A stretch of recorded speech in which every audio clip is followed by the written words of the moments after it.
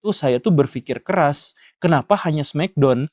Karena pada waktu yang bersamaan ada olahraga yang jauh lebih mengerikan karena dia menginspirasi anak-anak untuk melakukan gerakan-gerakan yang lebih berbahaya dan lebih masif dan tidak dilarang. Apa itu? Silat.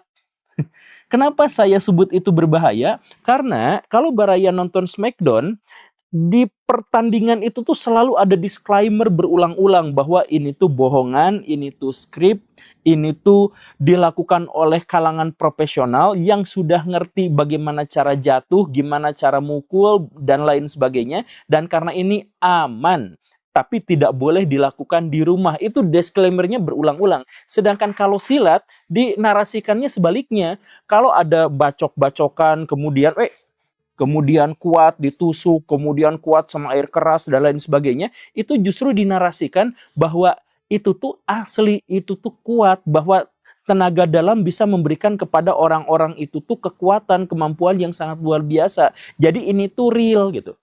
Jadi ketika SmackDown dianggap sangat berbahaya padahal sudah ada disclaimer berkali-kali, sedangkan silat itu mendorong orang untuk melakukan tindakan yang berbahaya, tapi justru mengiming-iminginya dengan pernyataan bahwa itu tuh real. Dan kalau Baraya mau jujur, silahkan kumpulkan semua kasus-kasus kecelakaan fatal yang terjadi di SmackDown, satuin dengan kejadian yang ada di UFC misalkan. Maka kejadian fatalnya itu jauh lebih banyak, lebih sering terjadi di dunia silat. UFC, atau kita pindah sedikit UFC ya. Sejak dia 1997 sampai sekarang, gak ada orang yang meninggal tuh di arena. Sedangkan yang silat itu banyak sekali. Padahal frekuensi UFC menampilkan pertandingan itu jauh lebih tinggi, lebih banyak daripada silat. Kan begitu. Coba nih kita lihat beberapa kasus yang diliput oleh media gitu ya. Tahun 2018, atraksi bela diri perguruan Pagar Nusa di MTS Al-Khalil di Berau. Itu ada anak yang meninggal dunia. Penyebabnya apa? Dilindas sama mobil. Itu sengaja ada atraksi lindas mobil seperti itu. Anaknya disuruh puasa dulu, disuruh apa dulu, dan akhirnya dilindas.